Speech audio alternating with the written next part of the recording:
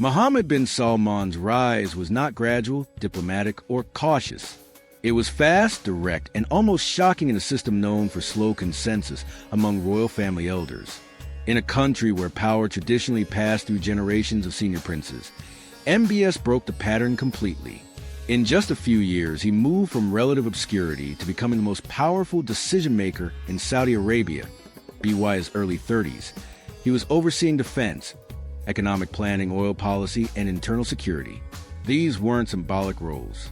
He personally approved military operations, economic restructuring plans, and sweeping government reforms.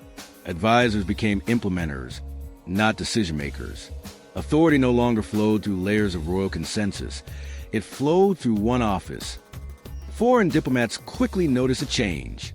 Meetings that once involved multiple princes now centered on a single figure. Negotiations became faster, but less predictable. Agreements could be made in hours instead of months, but they could also be reversed just as quickly.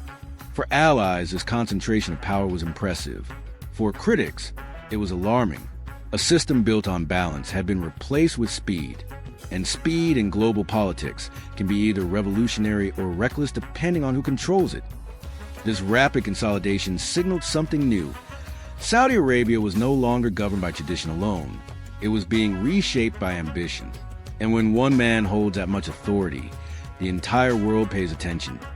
Not because of what he says, but because of how quickly he can exceed TI in November 2017.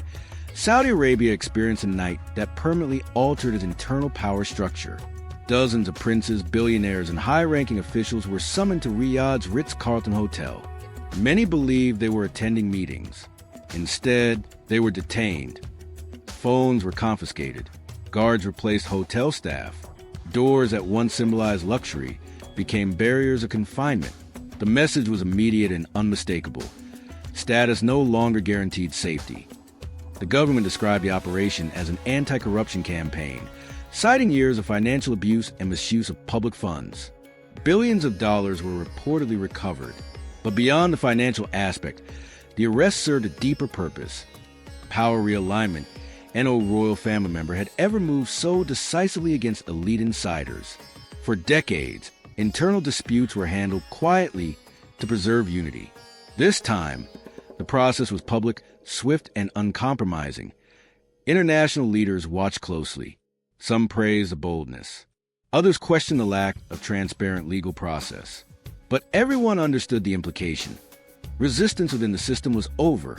For Donald Trump's administration and other Western governments, the event was stunning. Allies were accustomed to Saudi stability, not dramatic overnight shifts. The Ritz-Carlton arrest showed that MBS was willing to challenge anyone, regardless of wealth or lineage. To secure his authority, IT wasn't chaos. It was precision. And precision on that scale changes how the world views power. Donald Trump approached global politics as a deal-maker. Strong leaders, bold moves, and clear leverage appealed to him. At first glance, Mohammed bin Salman fit that profile perfectly. Massive arms deals, investment promises, and strategic cooperation made the U.S. Saudi relationship appear stronger than ever. Publicly, Trump praised the Saudi leadership and emphasized economic benefits. Privately, U.S. officials began to notice something different. MBS wasn't seeking approval. He wasn't waiting for guidance. He was asserting independence. Conversations that once involved negotiation now sounded more like statements of intent. Saudi Arabia would act according to its own interests, even if those interests didn't fully align with Washington's expectations.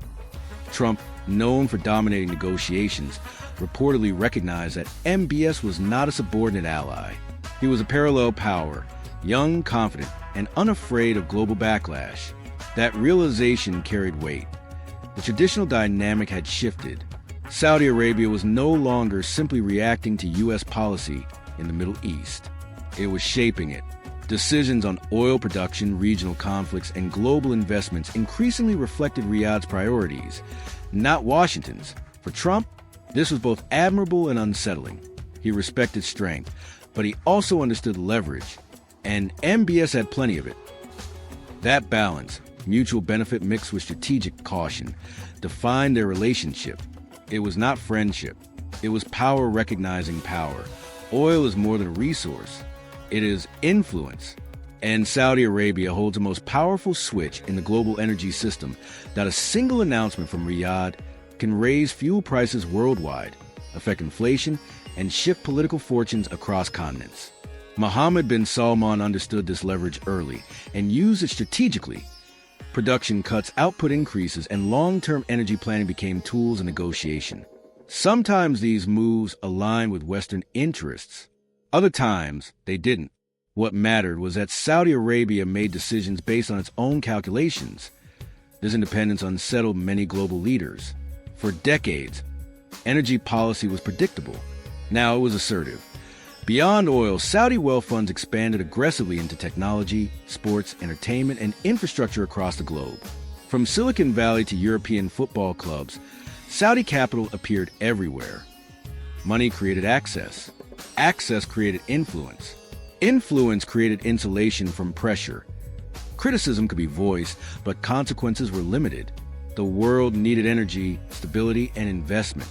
Saudi Arabia provided all three. That MBS wasn't just selling oil. He was repositioning Saudi Arabia as a global power broker, capable of shaping markets and narratives simultaneously. That level of economic control doesn't require threats. It requires timing. And timing, in the hands of one decision-maker, becomes formidable. The killing of Jamal Khashoggi in 2018 cast a long and lasting shadow over Mohammed bin Salman's international image. The journalist entered the Saudi consulate in Istanbul and never emerged. Within weeks, the story dominated global headlines. Intelligence agencies, media outlets, and human rights organizations demanded answers. Investigations concluded that the operation was coordinated by Saudi agents. While the Saudi government denied direct involvement by the Crown Prince, responsibility was acknowledged at lower levels. For many world leaders, this moment marked a turning point.